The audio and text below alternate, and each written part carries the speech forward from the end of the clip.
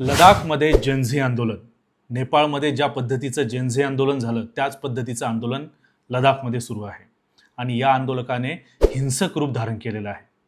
सोनम वांगचुक आणि Leh apex body या दोघांनी या आंदोलनाचं नेतृत्व केलंय. महत्त्वाचं म्हणजे आणि गंभीर बाब म्हणजे 4 लोकांचा मृत्यू आणि 70पेक्षा जास्त लोक इंज्युअर्ड झालेत. CRPFची गाडी जाळली, BJPचं कार्यालय जाळलंय. अशा पद्धतीचं हिंसक रूप या जेनझी लडाखच्या आंदोलनाने घेतलं आहे. या आंदोलनाची पार्श्वभूमी जर आपण पाहायला गेलो तर 2019 मध्ये ज्यावेळेस लडाखला आणि जम्मू काश्मीरला युनियन टेरिटरी घोषित करण्यात आलं त्यावेळेस या दोन्ही राज्यांमध्ये आणि पूर्ण भारतामध्ये आनंदाचं वातावरण होतं की इथून पुढे त्यांची डेव्हलपमेंट होईल.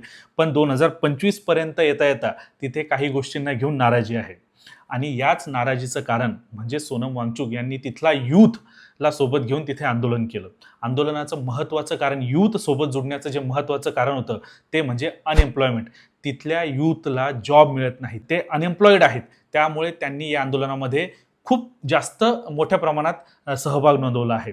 आता हे एकच कारण नाही या आंदोलनाचं, तर अजून एक महत्त्वाचं कारण म्हणजे काय आहे की यांच्या 4 डिमांड्स आहेत. आता त्या 4 डिमांड जर आपण समजून घ्यायला गेलं तर आपण वन बाय वन त्याच्याकडे बघूयात.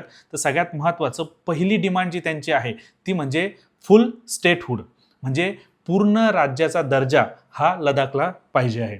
सुरुवातीला त्यांचं जुने आंदोलन जर आपण बघितले तर त्यांना युनियन टेरिटरीचा दर्जा हवा होता. त्याच्यासाठी त्यांनी बरीचशी आंदोलन केली आणि ज्यावेळेस नरेंद्र मोदी सरकारच्या नेतृत्वामध्ये त्यांना युनियन टेरिटरीचा दर्जा मिळाला त्यावेळेस स्वतः सोनम वांगचुक यांनी ट्विटरवर ट्विट करून सांगितलं होतं की आम्ही खूप खुश आहोत, आमचं जी इतक्या दिवसाची जी मागणी होती ती पूर्ण झाली.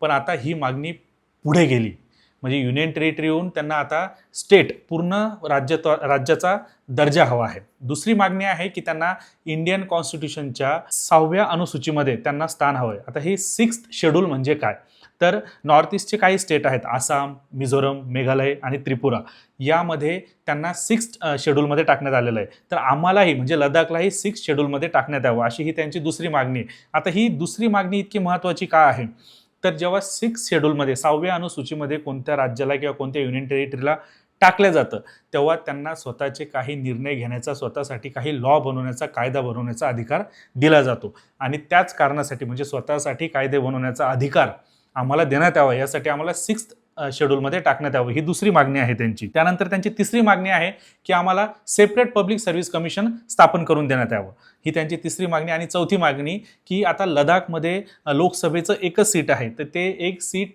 वरून आम्हाला 2 सीट देण्यात यावं, ही चौथी त्यांची मागणी आहे. अशा या 4 मागण्या, पहिली पूर्ण राज्यत्वाची मागणी, दुसरी 6th शेड्यूलमध्ये टाकण्यात येण्याची मागणी, तिसरी सेपरेट पब्लिक सर्व्हिस कमिशन स्थापन करण्याची मागणी आणि चौथी म्हणजे 2 पार्लमेंटरी सीट्स आम्हाला देण्यात याव्या. या 4 मागण्यांना घेऊन जेव्हा आंदोलन सुरू होतं त्यावेळेस ते शांततेत आंदोलन सुरू होतं. मग याने व्हायलन्स रूप कसं घेतलं, हिंसक रूप याला कसं मिळालं, तर आंदोलन करत असताना नेमकं झालं असं की 2 लोक अनकॉन्शियस झाले. तर ते 2 लोक अनकॉन्शियस झाले, त्यांना बघून बाकीचा जो तिथे सगळा जमलेला म्हणजे यूथ होता त्यांना त्या गोष्टीचा राग आला आणि त्या यूथने त्याला अहिंसक आंदोलनाला हिंसक रूप दिलं.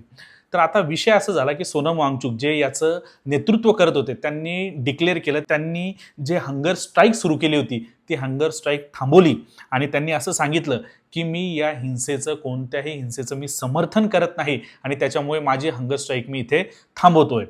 हे झालं त्या आंदोलनाचं हिंसक रूप. या आंदोलनामध्ये जसं मी आधी सांगितलं CRPFची गाडी जाळण्यात आली, त्यानंतर BJPच्या कार्यालयावर आंदोलक पोहोचले, तिथे त्यांनी जाळपोळ केली, त्यानंतर 4 लोकांचा मृत्यू झाला, त्याच्यानंतर 70पेक्षा जास्त लोक इंज्युअर्ड झालीत.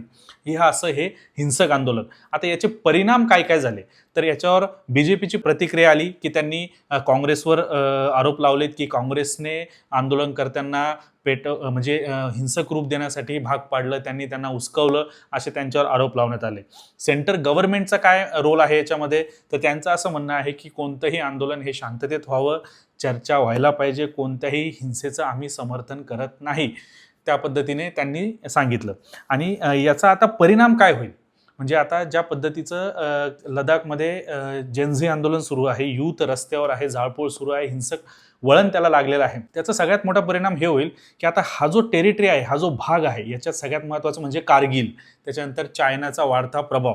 आता कारगिल का महत्त्वाचं आहे? जर अशाच पद्धतीचं आंदोलन तिथं सुरू राहिलं आणि लोकांचा सरकारप्रती जर द्वेष वाढत गेला तर रॅडिकलायझेशन म्हणजे अतिरेकी जे आहेत, टेररिस्ट आहेत, ते रॅडिकलायझेशनला बढावा देतील. त्यामुळे तिथला यूथ एका वेगळ्या चुकीच्या मार्गाला लागण्याचा एक मोठा धोका आपल्या भारताला आहे.